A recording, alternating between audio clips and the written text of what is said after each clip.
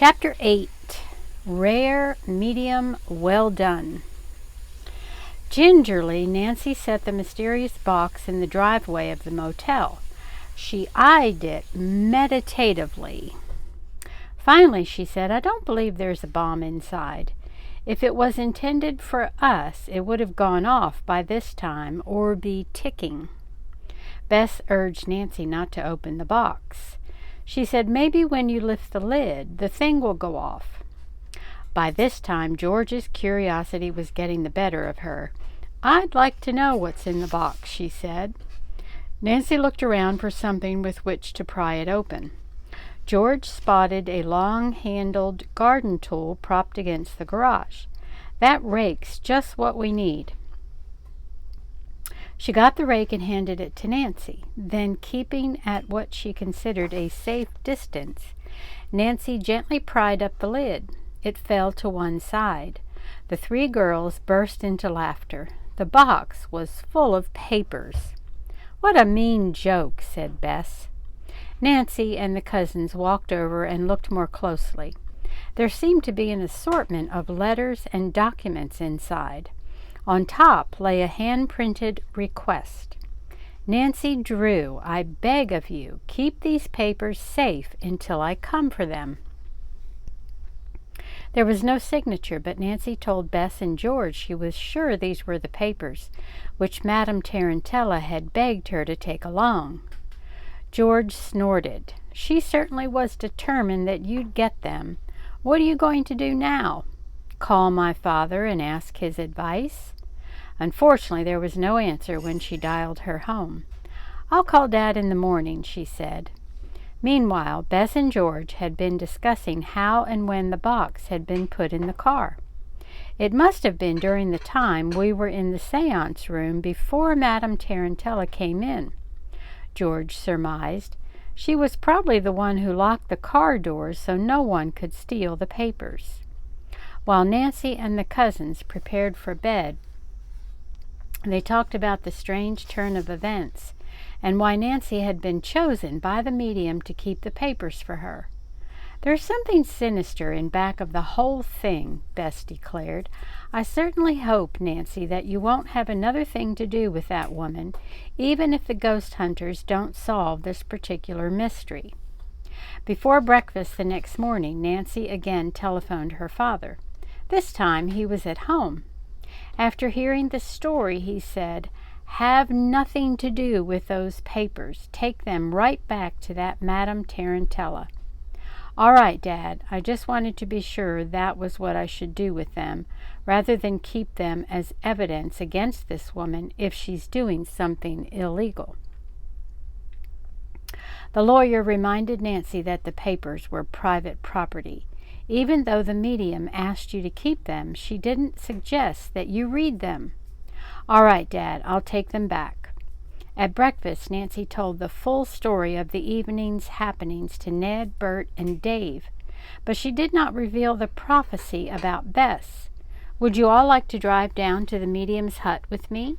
"I wouldn't miss it," Dave answered. "I'd like to see this strange creature." He grinned. "Maybe she can tell me something about my future."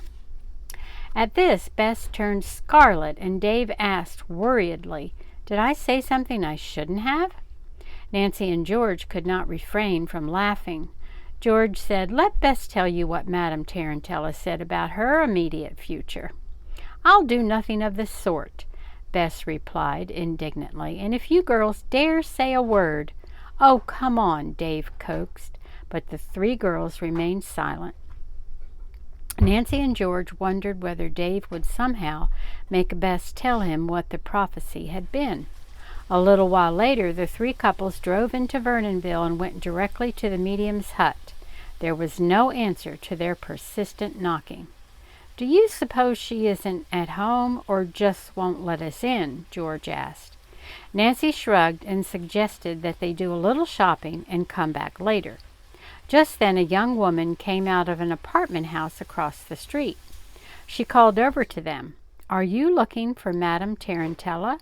"Yes, we are," Nancy replied. The woman smiled. "I guess she won't be telling any more fortunes here." "Why?" George asked. The neighbor said that at about 2 o'clock that morning, a car and a truck had driven up to the hut. Boxes, suitcases, and all sorts of paraphernalia were packed into the two vehicles. Then Madame Tarantella drove off in the car with two men. "Maybe she was kidnapped," Bess exclaimed. "The medium told our friend Nancy last night that she was afraid some man was going to harm her and rob her." The neighbor looked alarmed.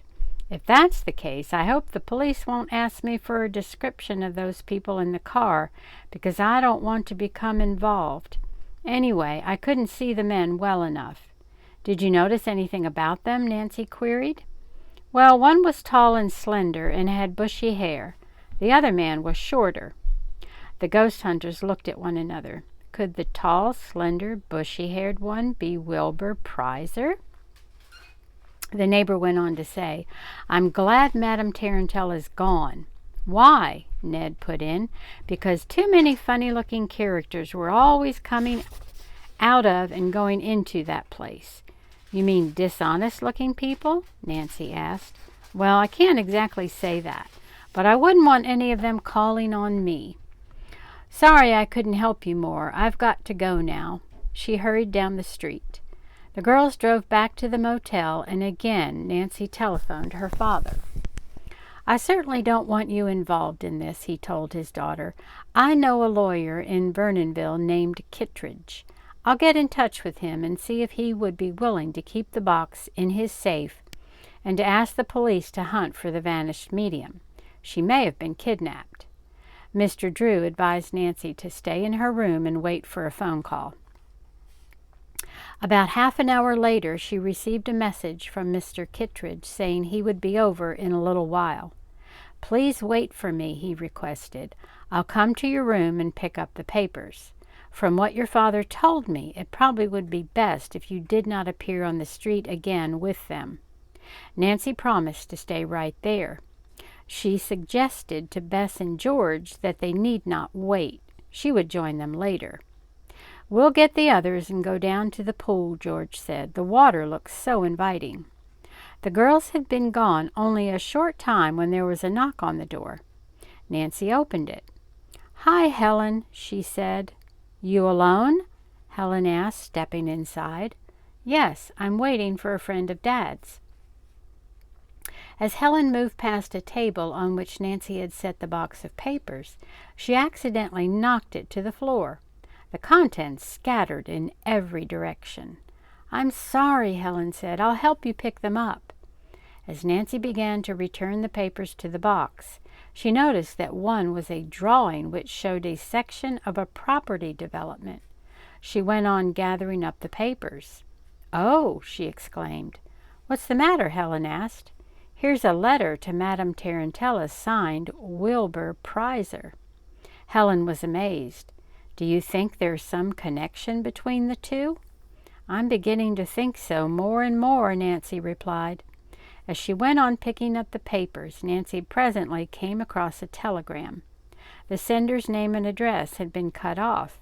It was addressed to Madame Tarantella and said, "Rare, medium, well done."